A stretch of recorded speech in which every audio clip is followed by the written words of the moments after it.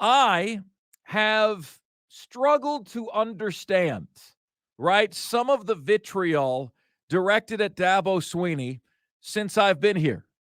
I've heard Gamecock fans say things like, man, I want to hate this dude. I believe it was Mongo called us last week, and he said, I want to hate this guy. But every single time I want him to say something to piss me off so I can hate him, he says something nice, he says something godly, and I just can't. As we get to know Dabo and Shane Beamer a little bit better, I do think there are a lot of similarities between the two. When we say, has South Carolina gotten their Dabo Swinney, there's a lot of Clemson fans who put the laughing emoji on that. They got their own Dabo Swinney. That's cute. Wake me up when he wins 2 national championships, which is a correct and predictable comeback, right? I mean, it is. Shane Beamer hasn't done that yet. In my experience, the similarities between Dabo and Beamer are as follows. They are galvanizers. They are leaders. They are family-oriented guys. Beamer has the slogan, welcome home. Dabo has the lifestyle, right? Dabo, in his earlier days, would pop off back and forth at Steve Spurrier. He would say, this is the program in the state of South Carolina. Dabo, earlier in his years, would pop off at people like Colin Cowherd, calling him colon coward. Not Colin Cowherd, colon, like the body parts, colonoscopy, coward. And he would pop off. At this stage in Shane Beamer's development, at this stage of Shane Beamer's maturity, he's doing things like popping off at me, at us. I get the sense, I don't know any different. I just know that I don't know what Dabo puts out there. I get the sense that Dabo is more godly, right? I get the sense that Dabo is more godly and that Beamer is a little bit more vicious when he's angry. You know what I'm saying? But other than that, I do think they have a lot of similarities. Diesel, I mean, these guys, I mean, the reason you've said this for a long time, Diesel, you've said, you guys, Clemson and South Carolina fans, are exactly like each other. Yeah. And now I'm wondering if they have coaches who are damn near close to being exactly like one another. Yeah, and there's the youth factor, which there is some validity to the youth factor of, when you're in your 30s or your 40s, when you're younger, you're more willing to pop off. You've got a little more piss and vinegar in you. But let's not pretend like Shane Beamer is 18 years old. Like, a lot of people make that excuse for Shane Beamer, and they probably made the same excuse for Dabo Swinney early in his tenure at Clemson. I wasn't paying close attention to that at the time. But we can't disguise somebody not being able to handle their emotions by saying, oh, it's just because he's young. Shane Beamer's what, like 43, 44? He's 46. 46. At what point do you grow the hell up and you learn to control those emotions? Dabo Swinney got the Clemson job, Diesel, when he was 38. Shane Beamer got the South Carolina job when he was 44, right? So earlier in his tenure, there was a little bit more popping off about Dabo. But now what we hear more than anything else about Dabo is, oh, he's a phony. Like, that's what we hear about Dabo over and over and over again. I'm here to tell you, man, that guy is a phony. And it's odd because whenever somebody seems too good, right, for the society that they live in, people want to throw that out there. People want to somehow display or show or reveal that this person is not who they portray themselves to be. I dealt with this with Tim Tebow back in the day. Remember Rick Riley, Sports Illustrated? He would write a column at the back of every Sports Illustrated issue, and his whole thing was he didn't think Tim Tebow was the genuine article. We spoke to Laura Reynolds from ESPN on this show, worked with Tim Tebow on the SEC network, and she said he's as genuine article as genuine article gets. At what level, and I don't know how many articles this guy wrote about Tim Tebow, at what point do you get to sue for slander? Yeah, right. I mean, why not? Yeah. They're throwing you under the bus. They're saying you're not who you portray yourself to be. And it's because genuinely the real reason for that is that people are upset with themselves, that people do not, people can't believe that someone could be so holy and godly and pure and good because they're not that way, right? So because they don't see that, they don't experience it, they don't think it's possible. Folks, my whole life, people have been saying that about my family. Like, people always said, man, I don't know what happened to you, Mark Ryan, but your sister is so nice. And like, your mom and dad are just the best. And that the four of you are like, Leave It to Beaver and like White Picket Fence. And like, they just didn't believe it. And it's not that we don't have our problems. We have our problems. We have our interpersonal relationship quirks. We do. But in the end, we are a family that the country can be proud of. Tim Tebow is a person that the country can be proud of. Dabo Swinney is a person, a godly man, and a coach that the country can be proud of. Josh Pate, who I had the privilege of connecting with this Saturday on the CBS show, always fun, enlightening conversation with Josh Pate of 24/7 Sports.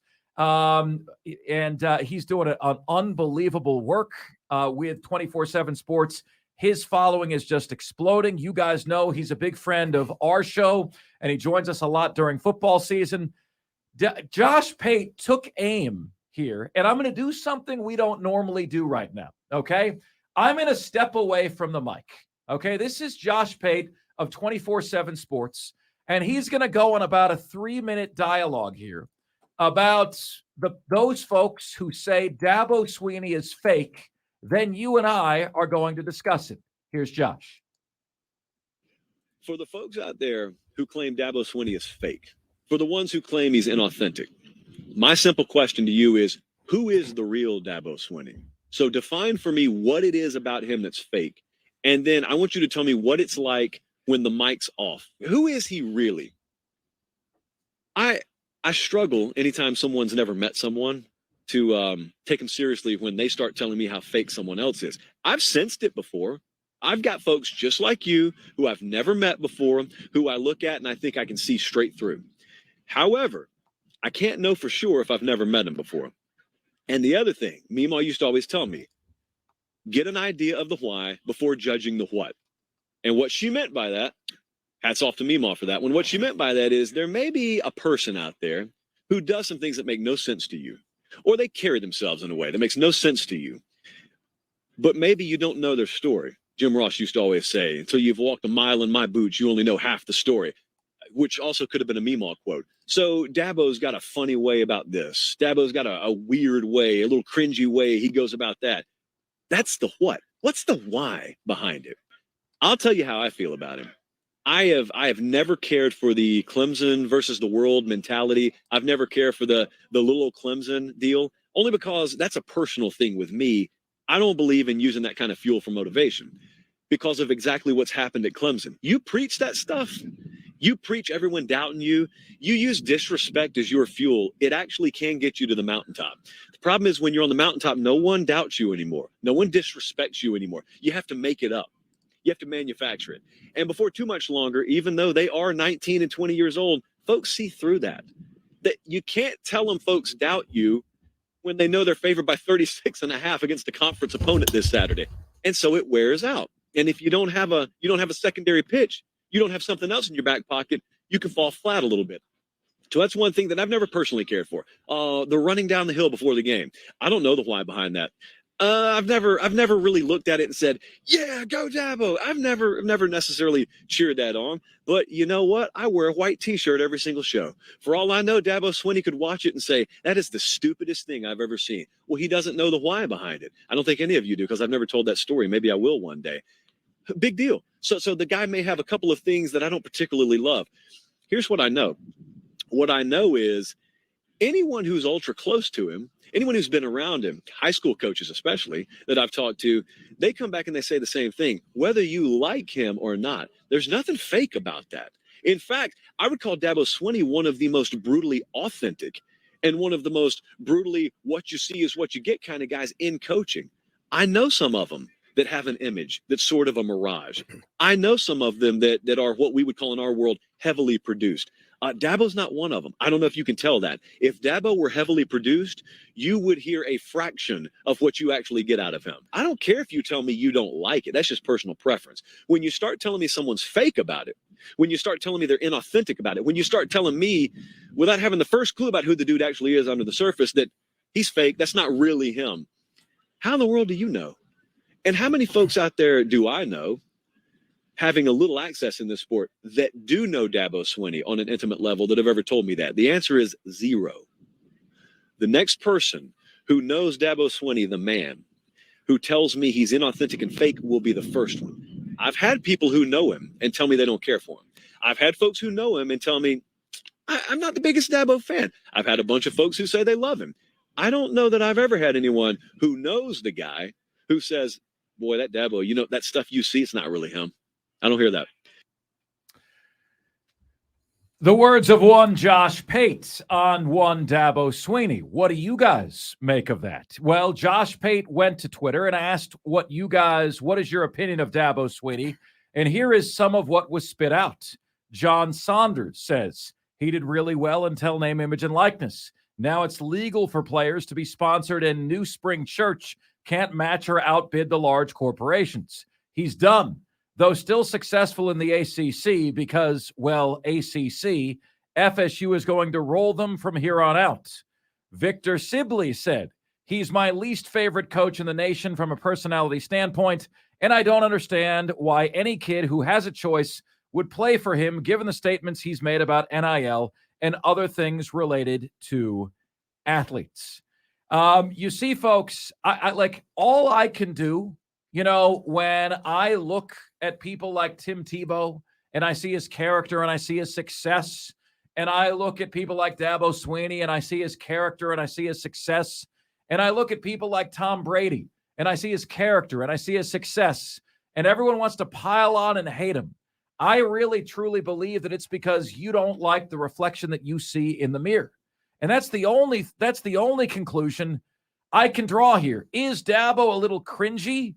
You know, name, image, and likeness. We build our program in God's name, image, and likeness. Is he a little cringy? Yeah. Is he a little corny, cheesy? His TikTok video, Dabo's got that drip, and now he's on TikTok. He's a little cringy. He's a little cheesy. Yeah. But, you know, you respect people like that because they're authentically who they are, and they always are authentically who they are. Well, we also have blurred the lines between I don't like this person versus what your definition of the word real is.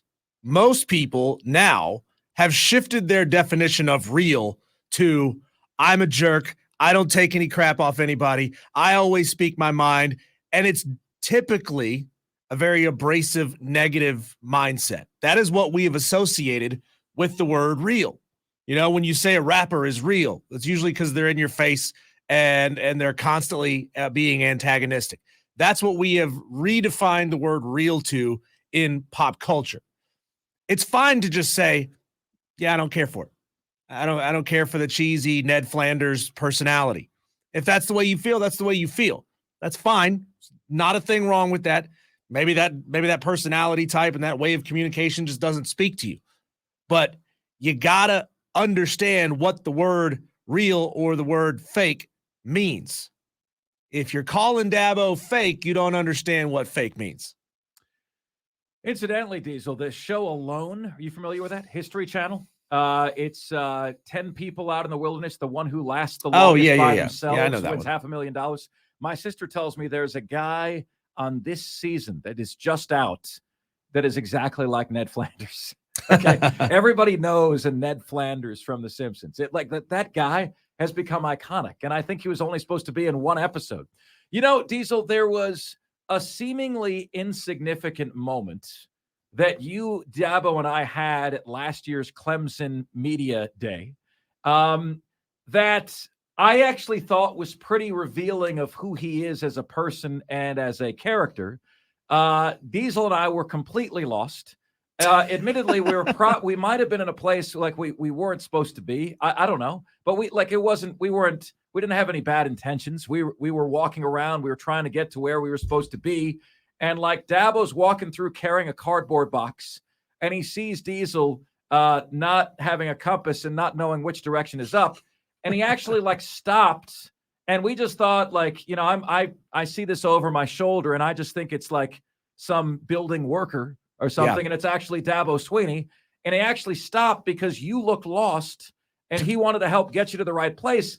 And Diesel, it's funny, right? It's cute. It's something that you and I still joke about a year later. But at the same time, I do think that's character revealing, because how many $9, $10, $11 million a year guys give a rip about whether you look lost?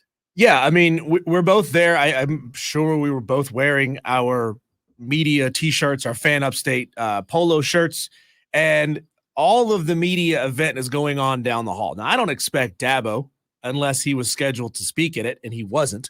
I wouldn't expect Dabo to have any clue that there was a media event going on down the hall. But he's walking through the halls. We are kind of off the beaten path. I think we were looking at all the championship rings, and we were looking at photos of past teams, but we were definitely not where we were supposed to be. And we were looking at this, and I was kind of searching around, looking around. I was like, I'm looking for this one photo. It was up in the stadium for a while. And he just stops and talks for a second, and off he goes. He could have been carrying around a box of T-shirts for all we knew. Yeah, and he stopped, and he helped Diesel out, and he pointed us in the right direction, and he helped get us to where we needed to be. And those sorts of things, I look for. Does somebody slap high five with the fans, or do they not? Right? Does somebody actually engage with the fans? Those little things that are revealing of your character. Anthony Richardson of the Indianapolis Colts very recently, they had a rookie minicamp. When they were done, they were paper Gatorade cups all over the field, and he was picking them all up. And somebody went up to him and said, "You don't have to do that." He goes, "Man, we don't leave the place looking like this around here." One of my favorite quotes, and it was buried in a relatively bad movie, in the fourth John Wick movie. The bad guy comes out with the line and says, "How you do anything is how you do everything." Like, if you are willing to cut corners, if you are willing to leave trash behind, that is revealing of your character, and it reflects in everything that you do. It means that if you are doing, if you're doing laundry, you might leave it in the dryer for 3 days and let it get wrinkly. If you're out driving on the road, it means you might not use a turn signal when you're turning at the stoplight. How you do anything is how you do everything. And it's one of my favorite lines in a movie in a long time. Diesel, admittedly, I am not innocent of some of those charges you have just thrown out there. Okay, I'm not innocent of some of those. Okay, but I will tell you this: when we were doing the highway cleanup thing last month, I couldn't believe it was right along the what is it? The access road. What is that by, Diesel? Like, there's an access road by here. It passes the Harley Davidson. Garlington Road. Yeah, it's like a Garlington Road access road that runs parallel to the highway. Okay. Right. I couldn't believe the number of liquor bottles and trash that was on the side of the road at a place where no one hangs out. Nobody hangs out there. This is just stuff people chuck out the window. So it seems like the place people go to chuck stuff out the window. Right. And it's like people just throw things out the window for no reason. You know what I mean? They're done with it. So, hey, this outside looks like a good trash can. Let's dump it here. It doesn't make any sense. And you can tell that Dabo is a man of pride and principle, and one who takes pride that his shirt is pressed, and that his players stand up straight and address people politely. And there's very, very clearly a Dabo way. And you don't have to like it, folks. But Gamecock fans, I damn well promise you this. Part of the reason you're so excited about your head coach is because you think there's a good chance you got your Dabo. Period. That is one of the major reasons you're excited about Beamer, is that you think you got your version of Dabo Swinney. And you can wish and hope, you can wish in one hand and crap in the other and see which one fills up first. But Dabo's not going to step in it. He's never going to give you a reason to hate him.